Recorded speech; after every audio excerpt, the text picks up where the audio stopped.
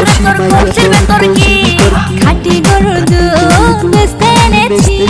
ও রূপসী মাইয়া রে তোর কলসির ভেতর কি খাঁটি গরুর দুধ বেচতে এনেছি তোর দুধেতে আছে পানি সবাই তো